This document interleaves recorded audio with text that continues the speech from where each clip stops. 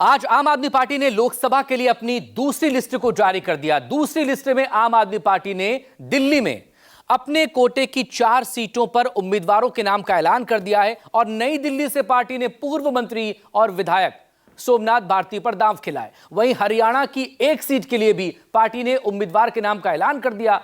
Party ने हरियाणा के कुरुक्षेत्र लोकसभा से सुशील गुप्ता को प्रत्याशी बनाया है। इधर दिल्ली में कांग्रेस के साथ आपका समझौता हुआ, उधर आपने बिना देर किए दिल्ली में अपने कोटे के 4 उम्मीदवारों के नाम का ऐलान कर दिया। आज दिल्ली में आम आदमी पार्टी की पीएसी की बैठक हुई और कुल 5 नामों पर मुहर लगी। पार्टी के पदाधिकारी सामने आए और दिल्ली की 4 सीटों के साथ हरियाणा के कुरुक्षेत्र के भी उम्मीदवारों के नाम की घोषणा कर दी। दिल्ली से नई दिल्ली विधानसभा से श्री सोमनाथ भारती जी कैंडिडेट होंगे। साउथ दिल्ली लोकसभा से श्री सही राम जी कैंडिडेट होंगे। वेस्ट दिल्ली लोकसभा से श्री महाबल मिश्रा जी कैंडिडेट होंगे और ईस्ट दिल्ली लोकसभा से श्री कुलदीप जी कैंडिडेट होंगे। इसके साथ साथ हरियाणा में कुरुक्षेत्र लोकसभा से श्री सुशील गुप्ता जी आम आदमी पार्टी की तरफ से चुनाव लड़ेंगे। आम आदमी पार्टी सिर्फ राजनीति करने नहीं आई है, आम आदमी पार्टी इस देश की राजनीति को बदलने आई है।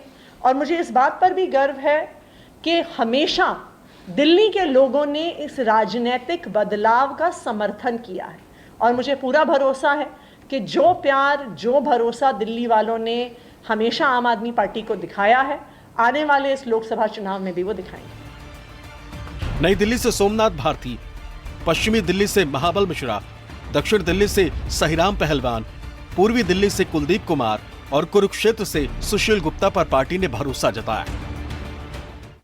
इन कैंडिडेट्स के उतारने का जो पर्पज है कि कैसे जो आम आदमी पार्टी के हिस्से में सीट आई है, सारे कैलकुलेशन के बाद, सारे स्टडी के बाद ये निर्णय लिया गया कि उन सीटों को जीतना है।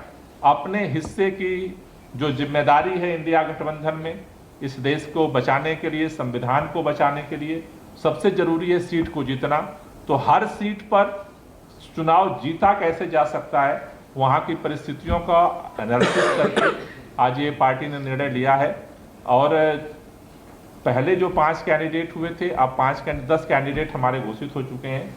आसाम के अंदर हमारे कैंडिडेट पहले ही पिछली हमने घोषित किया था और आगे पंजाब में ही जल्दी घोषित करेंगे। दिल्ली की राजनीति देखिए, चाहे आप देश की राजनीति देखिए, कोई भी सीट हो, चाहे वो लोकसभा की सीट हो, चाहे वो विधानसभा की सीट हो, जब भी टिकटों का फैसला होता है तो ये कहा जाता है जी ये ब्राह्मण सीट है, ये पंजाबी सीट है, ये जाट सीट है, ये गुजर सीट है, यहाँ पे ये कॉम्बिनेशन चलेगा, यहाँ पे ये कॉम्बिनेशन चलेगा। लेकिन जब से आम आदमी पार्टी राजनीति में आई है, तब से इस प्रकार के कैलकुलेशंस को आम आदमी पार्टी ने खत्म किया है।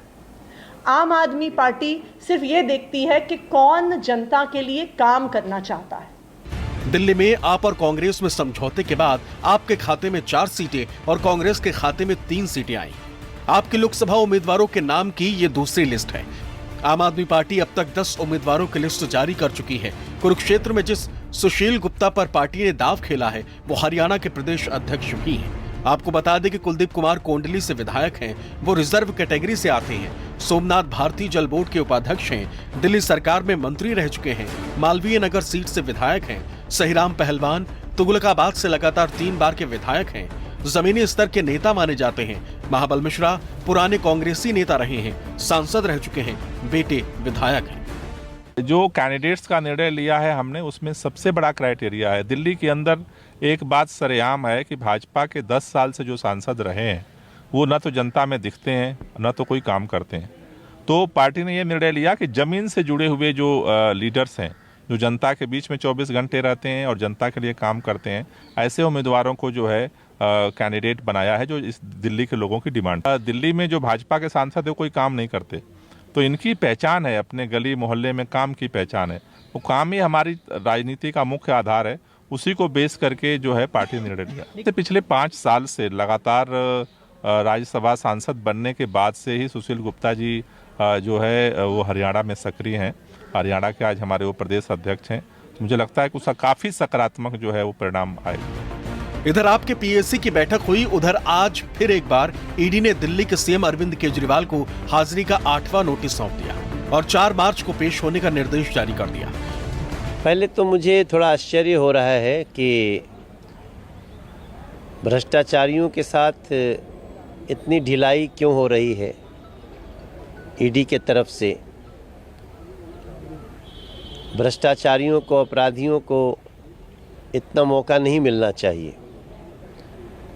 लेकिन दूसरी तरफ एक झारखंड का एग्जाम्पल आया कि 10वें सम्मन पे वो नहीं आए तो उनको गिरफ्तार किया गया। तो पता नहीं, शायद अरविंद केजरीवाल जी भी उसी तरफ जा रहे हों।